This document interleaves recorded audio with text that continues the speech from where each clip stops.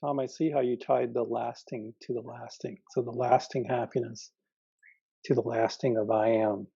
Mm. But the happiness,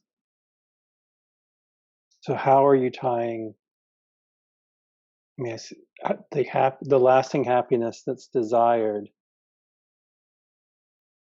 You've said the lasting happiness is logically connected to the lasting I am because that's the lasting I am is the only thing that's actually lasting. But the happiness, how is the I am?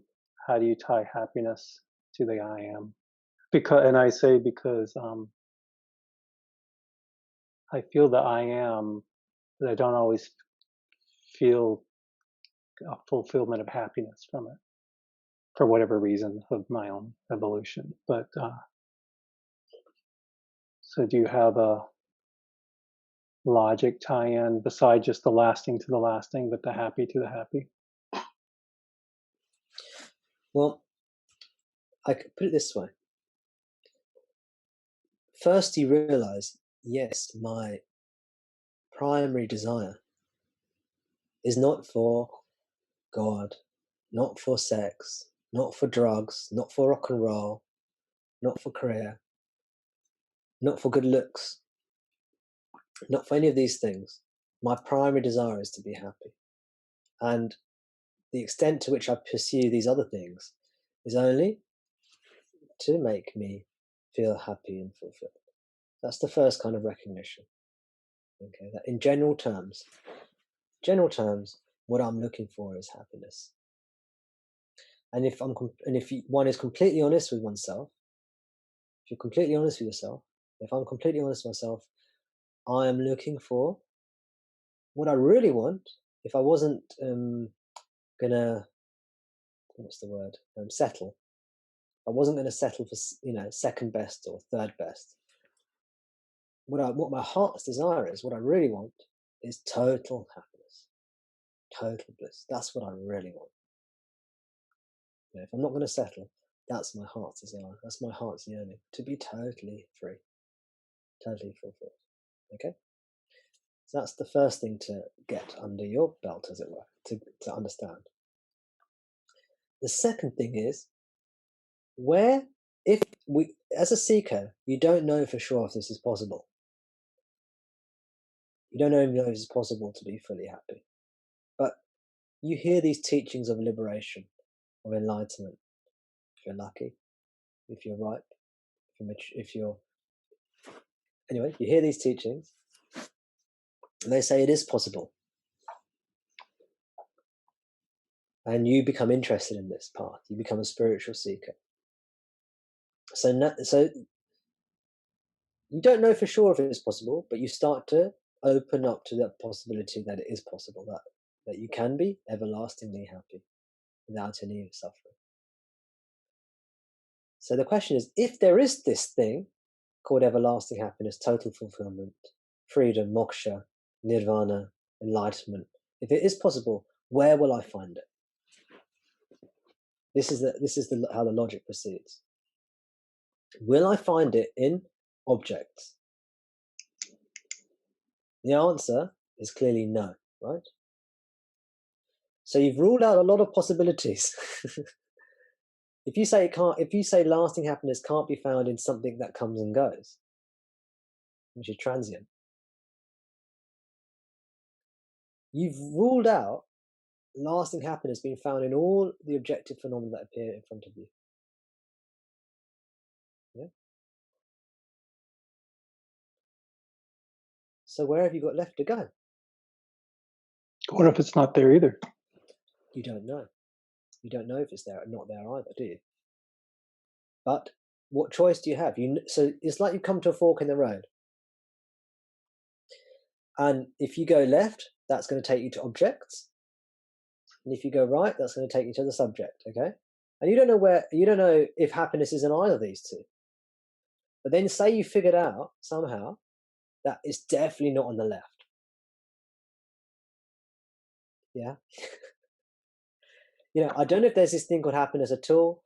I intuitively feel there is this thing called happiness, but my mind doesn't know for sure. This is by the way the more intellectual seeker. I think this is how I used to think.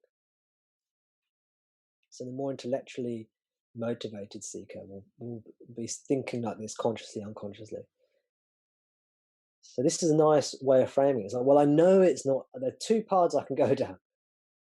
There's the path of objects, path of Maya. It's going to lead to suffering. I know that. I know that one. I know if I go left down the path of Maya, Maya inquiry, Maya attention to Maya, that's going to cause me suffering. I know that. I've contemplated that. I've experienced that. Then there's this other path. I don't know where it leads. But some people who I seem to trust say if I go that way, it will lead me to eternal bliss. There are two paths you can take. Yeah, one will lead to misery. One you're not sure about, but people have told you it will lead to happiness. Plus, then you can look in your heart, you can get an intuition about it too. So that's kind of your options. So what we're doing is really taking away some of your options. You could try and look for eternal happiness through drugs, through sex, through rock and roll, through all sorts of things. Or you can go towards the self. Once you realize that all the objective ways don't work,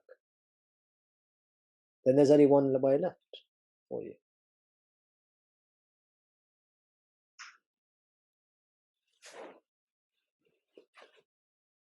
That's one thing. Okay? So that's that method is the method of eliminating all the things that it isn't. This is like the Sherlock Holmes approach. What did Sherlock Holmes say? Something like, what was it? When you rule out so Sherlock Holmes was a detective, right? And he was trying to solve mysteries and murders. And he was trying to solve the mystery of how a murder happened or how a crime happened.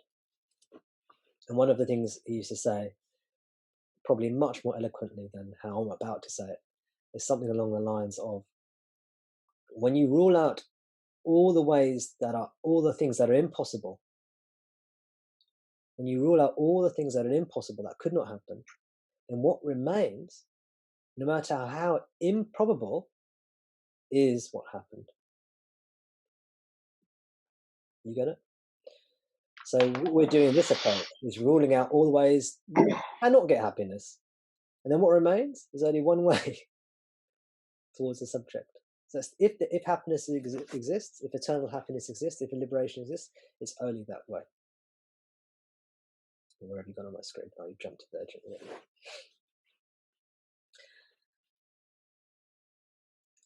The second thing that we can link the I am to happiness, because that first way doesn't really link the I am to happiness, but it says the I am is the only possible way to happiness, to a lasting happiness. Another way to link it is deep sleep.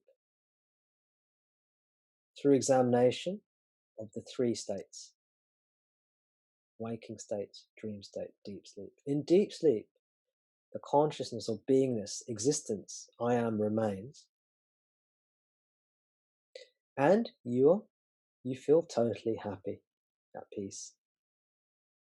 Doesn't matter how terrible your life is in the waking state, when you go to sleep, you're in heaven, you're in bliss. And we all conceive that we existed when we slept. When we fell asleep, we don't think, oh, I just stopped existing during that point. You all consider that everyone admits that when they were asleep, they were still existing. So existence still was there. Existence is the I am, the presence that you are. So in deep sleep, the I am or the self, the existence, satya, is still there, and no objects are there. Body's not there, the mind's not there, the world's not there, but bliss and happiness is there. This is a more subtle teaching. it becomes more alive. This teaching becomes more alive the quieter your mind gets. If your mind is very, very noisy, it's very difficult to understand what it means by the I am is still there in deep sleep. But as the mind quietens down, and if you do self-inquiry more and more, then this sense of, oh yes, the I am is there during deep sleep starts to come up more if it isn't there already. But as you notice the I am in the waking state more and more and more, you'll start to notice it more in the dream state, and you will, let's say, intuitively recognize its presence in the deep sleep state as well. This is another way of, this actually links the I am with ananda, with happiness, bliss, because the bliss of deep sleep, peace of deep sleep. And this is why, as I've said several times before, this is why sometimes when some of us become very unhappy in life, we become very depressed or we're very stressed, sometimes some of us will think a thought, which is, I wish I could fall asleep and never wake up again. I wish I could just go to bed, fall asleep, and never wake up again. Because we know intuitively that in deep sleep, we are experiencing bliss, happiness. And in deep sleep, again, I repeat, there is no body, no mind, no world, but the self is there. You are there. Not as the jiva, not as Jimmy or Tom or the body mind, but as that, as the self, as consciousness, or as that which is prior to consciousness. That unnameable is there in deep sleep, that which you are. And happiness is there. And this is why we sometimes long to fall asleep. Maybe some of you had these kinds of thoughts. Long to sleep and never wake up again. We understand that this is our nature. This I am and the happiness is there. But ultimately, you only know this for sure with liberation. And I say you only know this for sure. In liberation, you cannot be put into words, so you don't even know it really in liberation. It's just a disappearance of the duality.